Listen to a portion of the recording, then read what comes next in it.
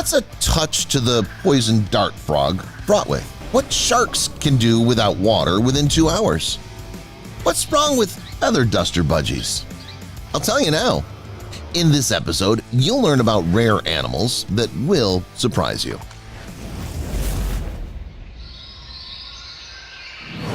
Well, before we begin, I suggest that we take a look at some amazing pictures I found on the web. They show incredible animal hybrids that are born once every millennium. This strange cat comes first. Have you ever seen a furry cat with such big eyes? This is one case where the Puss in Boots meme has gone to the limit. It's not fully known how this was possible. Some say it's an ordinary pet, but with some special lenses. Others assure that it has not come without alien intervention. If you have your own versions, I'm waiting for them in the comments. Well, while you're writing, I suggest that you take a look at an unusual frog covered with hairs. Many are accustomed to the fact that if we're talking about a frog, it's as smooth and slippery a creature as possible. However, the creature in this shot breaks stereotypes. How it came to be is also unknown. The creature looks fantastic. Also, if you believe the source, this hopper can break phalange bones and lead them through the skin, forming small claws. If that didn't surprise you all of a sudden, it looks like it's time for some heavy artillery. You're welcome to meet a very rare and at the same time crazy hybrid we know nothing about yet. It's said that this project was worked on by a certain Tommy Paul, a scientist from the United States. The man managed to combine a hairless cat, frog, and a human. As soon as information about this experiment got leaked to the web, everyone immediately began to resent it. How did he even have the conscience to do such a thing? Tommy himself did not comment on the story. If it turns out that he's really doing this kind of crossbreeding, I think he'll be in serious trouble. Although, compared to the previous hybrid, what Mother Nature creates is another level altogether. Only she can take a frog and give it powers that a frog could never dream of. Meet the golden poison frog from the family Dendrobatidae. It's a rather small and at the same time cute frog that you want to take in your arms, hug, stroke, well, and make a joint photo, of course. Here's one little nuance in all this. By the time a man does that, he'll probably be dead. Although these amphibians are not remarkable for their size, they are considered one of the most poisonous vertebrates on Earth.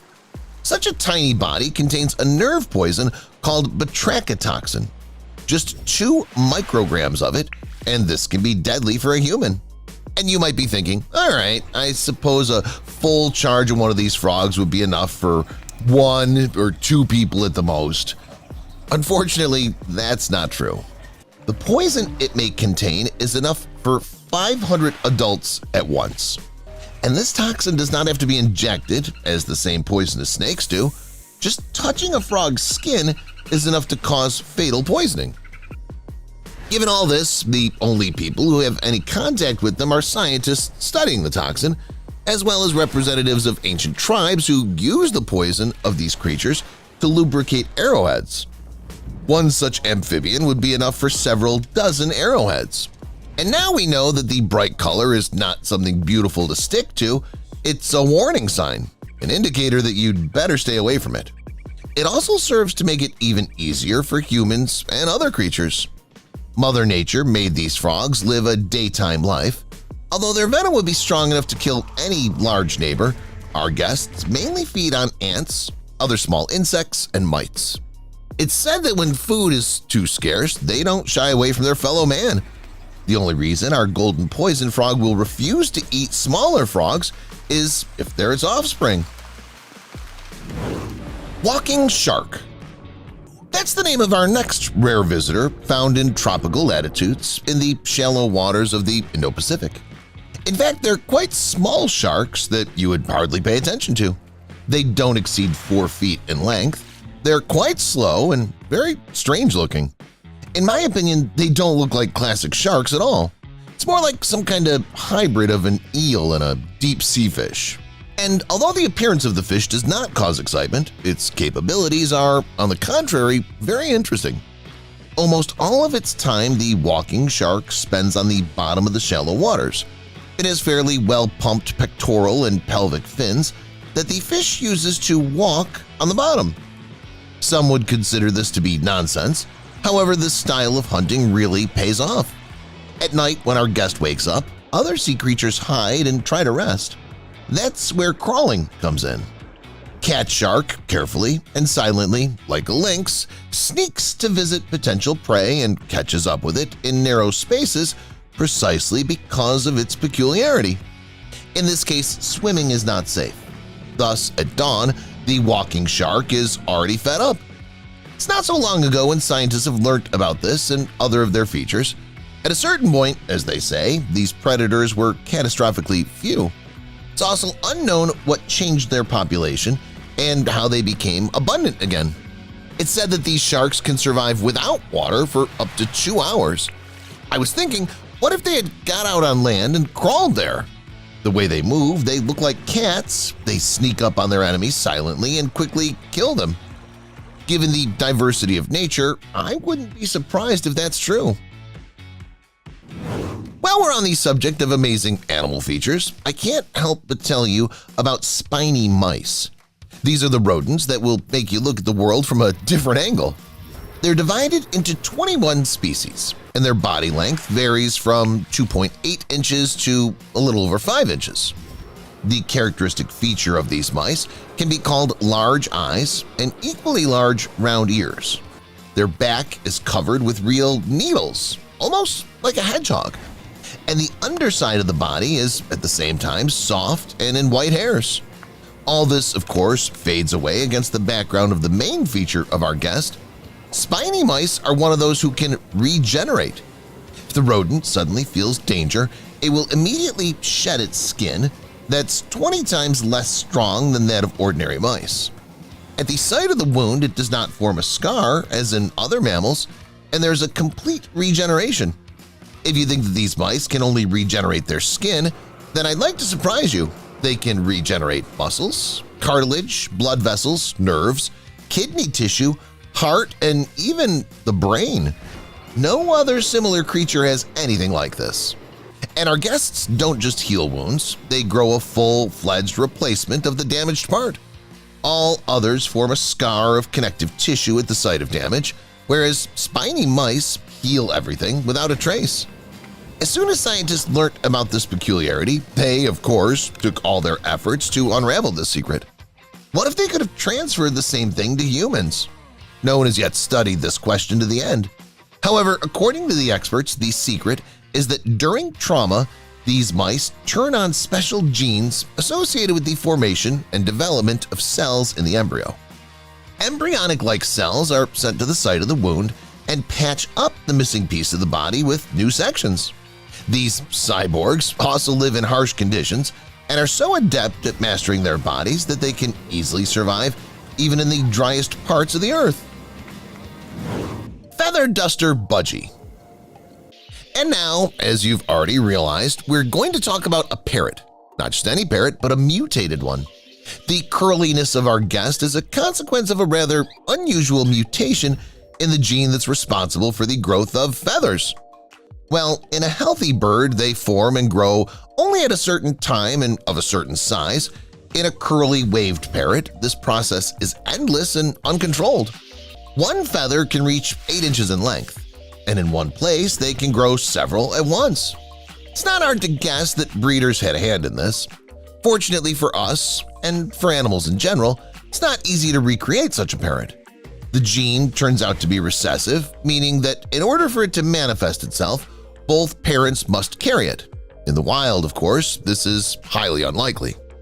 And in captivity, to be honest, I wouldn't create such birds. Yes, they look fantastic. However, the expression "beauty requires sacrifice" applies to them as much as possible.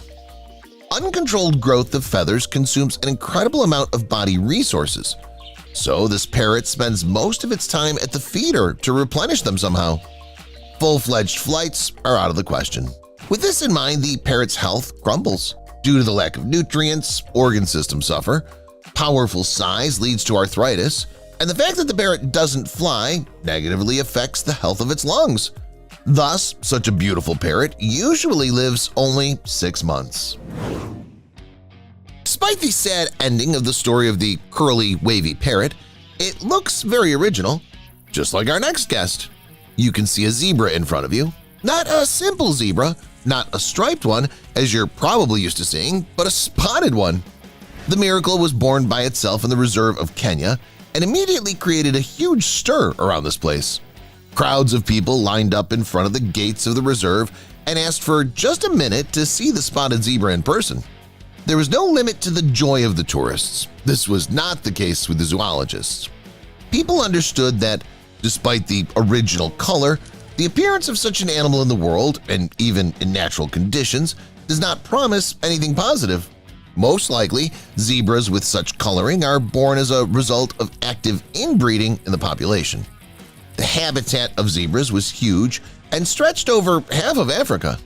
The animals roamed freely on the savannas. However, due to agricultural activities, city buildings, and highways, the zebra's habitat has been fragmented into small, isolated islands. As a result, the genotype of the species suffers, and these unexpected mutations appear. Mutations that are very likely to lead to irreparable health problems and death. But this is just a theory from scientists. In practice, everything can be much more positive. I suggest not to hang your nose and hope that this miracle zebra will still be intact. Aardvark. Without any mutations, this creature causes genuine delight to all who meet him. You can see an aardvark in front of you. Initially, when people first got acquainted with this creature, they wanted to attribute it to the same family with the Alameris decimarticulatus, except that this superficial resemblance to them turned out to be the result of evolution. These creatures lived in roughly the same conditions and on the same terrain. This means that they had to survive in a similar way, eating termites and ants. The real origin of our visitor is still in doubt. They say it may be close to sirens, hyraxes, or proboscidea. But come on, let's leave these difficult questions to the scientists to sort out. Let's get acquainted with the aspect of life in which our guest succeeds best.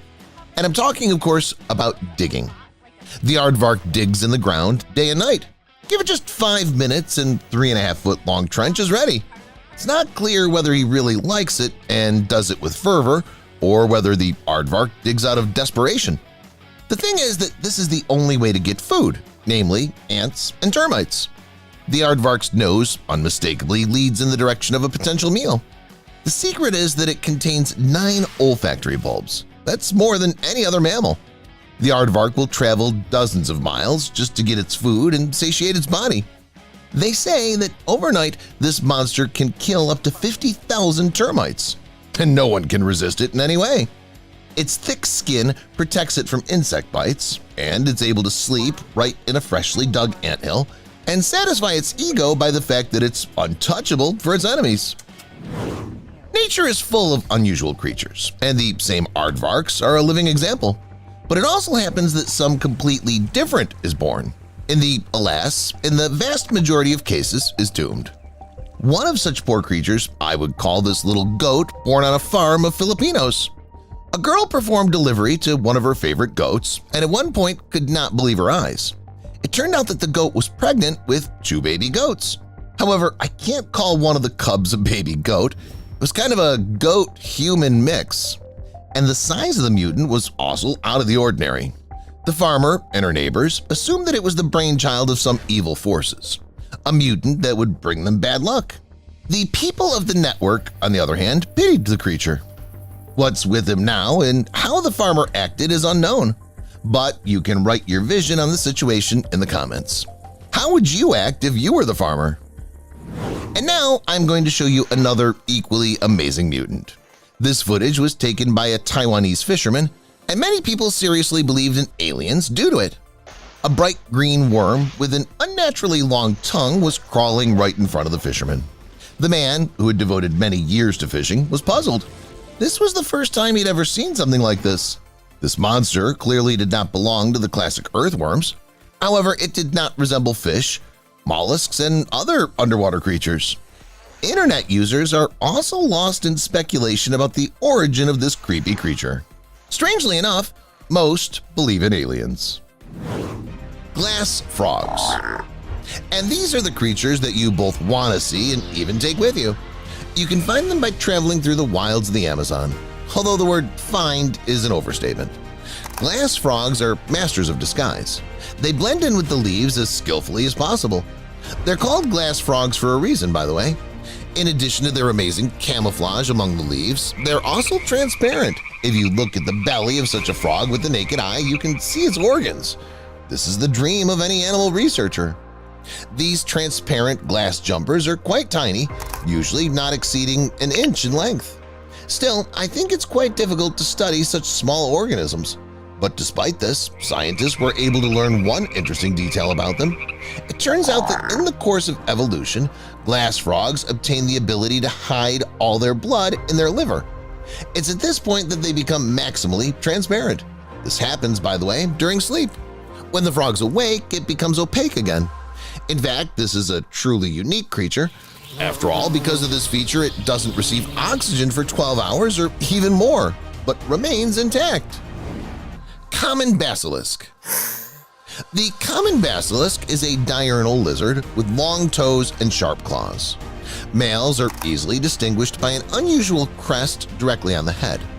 Most representatives of the species are up to 12 inches long and weigh no more than 21 ounces, but there are individuals 2 or even 3 times larger. Locals call these basilisks Jesus Christ lizards for their ability to walk on water. But they move not only on water. If necessary, common basilisks can also swim quickly, holding their breath for 30 minutes. At the same time, their running speed on land is 7 miles per hour. But let's get back to their main trick, running on water. How do they do it? Of course, here you can draw quite logical analogies with insects like water skaters, but the weight of the basilisk is way bigger. Researchers decided to study this phenomenon and well prepared for it. They installed all the necessary cameras and were able to understand the following. It turns out that the basilisk does not run on the water, but paddles with the help of hind legs and claws. It just does it very quickly, which allows it to stay on the surface and not sink.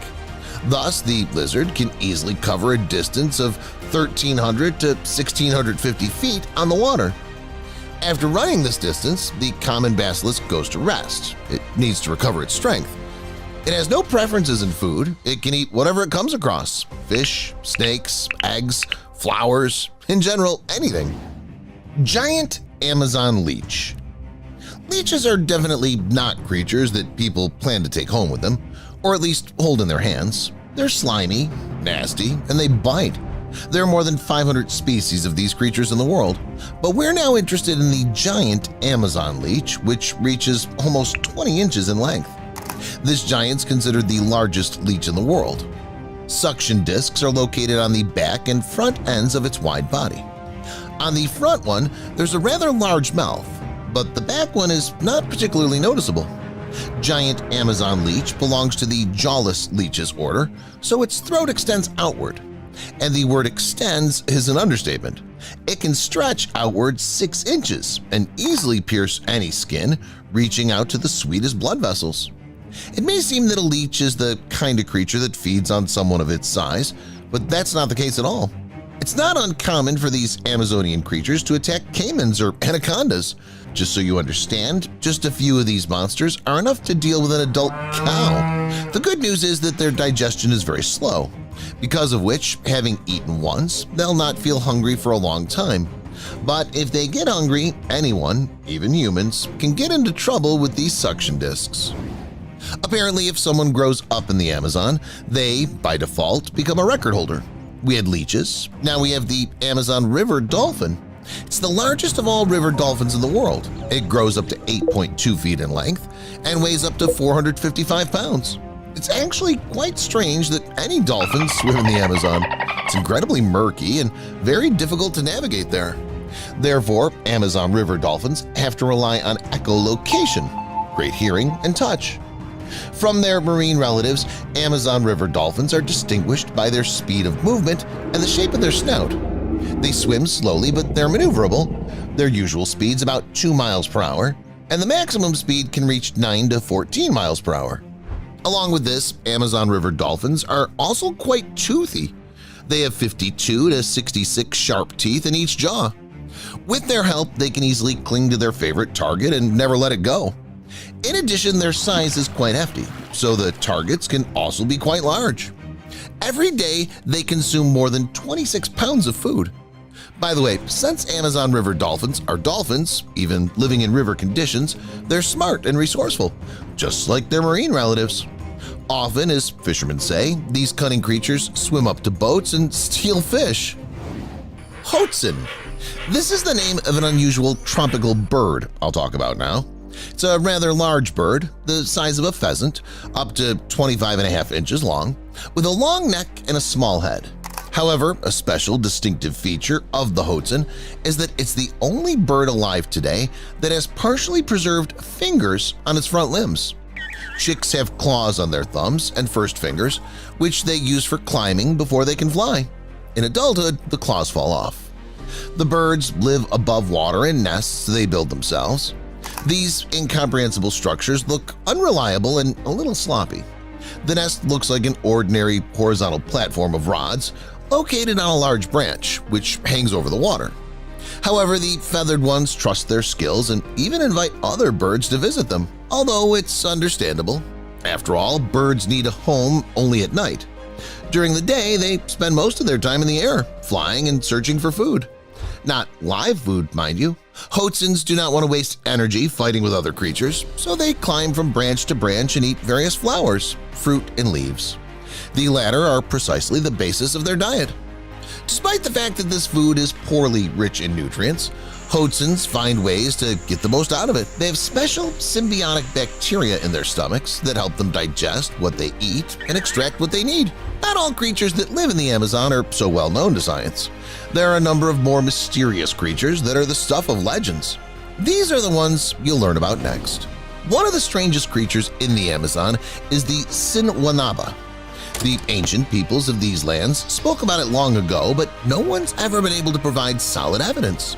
People describe this monster as a creature that looks like a girl. It lures tourists with its long, beautiful hair and slim figure, and then shows them a skull instead of a face and eats them on the spot. Some tribes view the Sinwanaba as a protector of nature and forests, while others view it as a ghost woman who tempts people.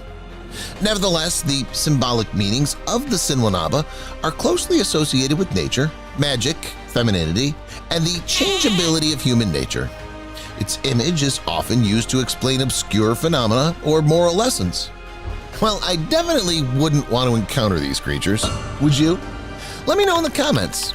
And next, let's talk about an equally dangerous creature that even crocodiles are afraid of. It's a pity people don't keep electric eels in their homes and aquariums. They think the fish is too big, too fastidious, and dangerous. Nevertheless, I see some positive sides to it.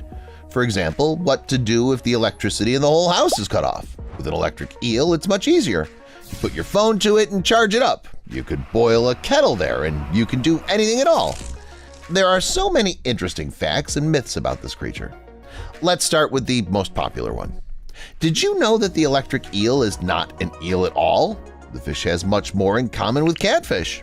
However, electric eels belong to the neotropical knifefish order. Therefore, if someone will talk about the electric eel, each of you will be able to flaunt your knowledge and notice, actually, it's not an eel, it's an electric neotropical knifefish. Unfortunately, or fortunately, it's a matter of opinion. But it used to be thought that the electric eel was the only one of its kind in the entire Amazon. However, modern research has shown otherwise. Turns out that there are as many as 3 species of the knifefish, and their difference can be seen not only in appearance but also in voltage. By the way, later I'll tell you about one interesting experiment, how a man tested the voltage of the eel personally with his own hand. Be sure to watch the video to the end. So that's what I was talking about. Oh yeah, they found 3 species. Electrophorus volti can electrocute up to 800 volts. Electrophorus varii can electrocute up to about 600 volts. And Electrophorus electricus can electrocute a measly 400 volts. And now everyone imagines an electric eel swimming on the water surface surrounded by lightning, as if it were not a fish but some kind of Thor or Zeus, and knocking down everything and everyone in its path. Undoubtedly, it sounds epic and cool, but today's protagonist is too infantile and simply not interested. This fish can only move and try to do something when it's hungry. or in self-defense, of course. We'll talk about that later, but for now, let's consider the principle of obtaining food. When the eel gets within sight of suitable targets to eat, like Iron Man, it marks them with its eye and swims towards them. Once nearby, the eel calls out to Zeus and creates several powerful discharges at once. I really want to show you how it looks like, but it's not easy to find the right footage at all. The thing is that the electric eel shoots with lightning speed and you can see it only in slow motion. Our knifefish beats on the area and stuns everyone that gets caught in its electric essence. And what happens next is what people call a mere formality. All the eel has to do is suck up the tastiest stuff and go to sleep. Following the logical chain, you'll ask the question, can this monster of the depths harm a human? Does it have enough power and does it manifest such a desire in general? Well, I'll tell you right off the bat, humans don't have to worry about anything. A walking power bank can take us to the point of death, but in very rare cases. First, the victim must have a weak heart. And secondly, the electric eel is afraid of big guys like us and shows no desire to attack us first, except in self-defense. It's more interested in eating snakes. This is what I call a tasty and useful breakfast, lunch, and dinner. Young anacondas are sent to the stomach of Electro of the water world. The only thing is that only adults that are more than 3 feet long and weigh about 44 pounds can do this. By the way, the electric eel will not lose weight by the summer because most of its weight is made up of the organs responsible for the discharge. This is how fate has been cruel to it. These organs, by the way, are nothing but modified muscle cells. And since the electric eel's entire body and organs are a conductor of electricity, this animal has mastered a rather strange but effective attacking technique. If necessary, the knifefish can jump out of the water and snuggle up to the offender or potential prey with its belly. In this way, the eel will be able to roast and knock down even the largest enemy as much as possible. By the way, I don't just mean big fish. Not at all. These creatures can even deal with horses. Unfortunately, there's even a relevant fact in history. I'll tell you about it a little later, too.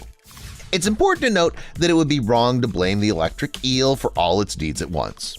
This fish is not partly to blame. The fact is, the knifefish has rather poor eyesight, and for orientation in murky waters, it uses its electricity. This electro shoots around itself with 10-volt discharges and makes itself a 3D picture of the world around, which will be cooler than the virtual reality helmets. What's more, this isn't the only way the electric eel is able to use its main ability.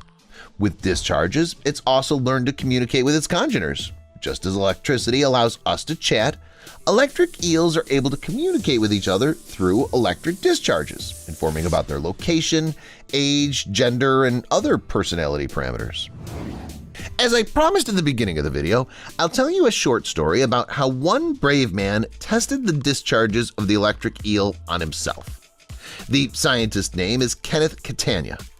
The man wanted to test what voltage the electric eel creates when it strikes and how strong an electric current can pass through the human body. All experiments the scientist conducted on himself. As his test subject, he chose a young eel, which was about 16 inches long. Fortunately, at least he took that individual and not one that was 5 feet long. First of all, the scientist measured the electromotive force and internal resistance of the eel using an ammeter, voltmeter, and several resistors. After that, from the data on the conductivity of water at room temperature, the resistance of water per length of the eel's body was calculated. Then, using a voltmeter and a dielectric plate, the biologist measured the voltage drop on the part of the eel protruding from the water during the attack and found its resistance. Well, as soon as the preparatory part was over, the beginning of the test on the scientist was announced. The biologist used his own hand with the palm dipped in water as an object to attack. To avoid underwater contact between the eel and his hand, he placed the palm in a container of dielectric material, covered on both sides with a conductive layer. With the help of such a device, the scientist measured the dependence of the current that flows through the arm after the eel attack on time. You might ask, why'd he do it at all? It's been clear for a long time that the electric eel hits very hard and is able to knock down even a horse. An adult eel has enough energy to knock down a human. I don't know the answer to that question either. Remains a mystery to me. In any case, the story is interesting. So is the method of the scientist's tests. Hit the like button for the efforts of this brave scientist. And now the promised second story about horses. A scientist came to visit the Indians in order to observe electric eels and do his own research. He asked the natives to catch him 5 knifefish, but he had no idea what seemingly brutal, but as it would turn out later, effective method the Indians would use. They approached the water with a large herd and drove every last horse into the water. Moreover, the natives were constantly scaring them, waving their spears and making them afraid. This caused the horses to roar and beat the water with their hooves in fear. Such actions provoked the electric eels to get close and at some point retaliate aggressively. The eels began to electrocute the horses with all their might. The horses, receiving the real pain and horrible sensations, pounded the water even harder and faster, saving their own lives. As it turned out later, the eel's strike was enough to knock a horse down and make it almost helpless, but it was not lethal. The eels rather exhausted themselves as they spent literally all their energy and surfaced. There they were caught by the Indians with harpoons. Electric eel versus alligator. The alligator is a predatory reptile that has the most powerful grip, incredible reflexes, and amazing hunting skills. In this video, a guy walking into the woods quite by accident saw an alligator swimming towards an electric eel. Clearly, something serious was about to happen, some kind of lightning attack. Basically, that's exactly what happened. The alligator waited for the right moment and grabbed the eel. Let me tell you right away, the alligator's grip strength is very big. For example, the strength of the American alligator is so big that it can even lift a small truck with its bite. Of course, this creature would be weaker, but still. For all those who thought this fight was over, keep watching. The eel shot several defensive discharges and sent the alligator to kingdom come with itself.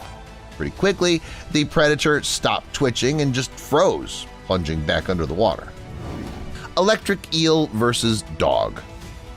Now that we've seen what an electric eel can do to a real alligator, let's take a look at the clash between an electric eel and a dog. You must admit it's very disturbing to watch because the dog is still so young, so cute, and completely unaware of the danger this electro can carry. Throughout the video, the owner and his faithful friend try to chase the electric eel away from their territory, nudging it with a rock to the barking of the dog. At some moments, the dog came so close to the eel that it seemed now it would electrocute the dog and it would be a finish. But I'll tell you right away, everything ended well.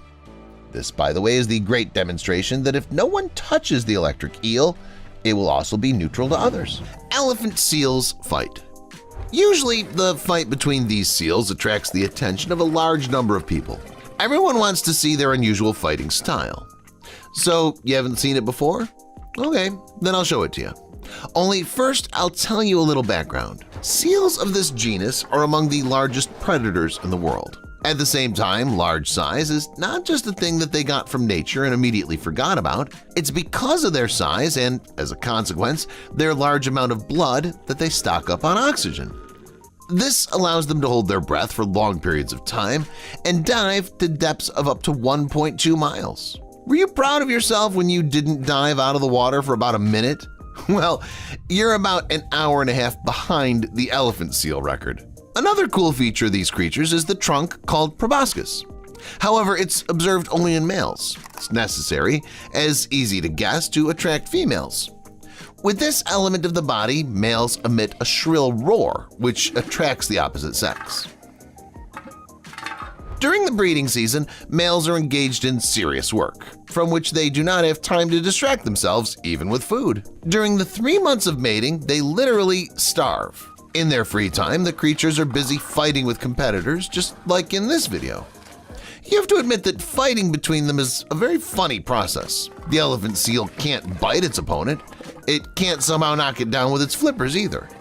This means that all it can do is try to crush the opponent with its own weight. That's all, guys. Which moment seemed the most tense to you? Let me know in the comments. Thank you for watching, and see you later.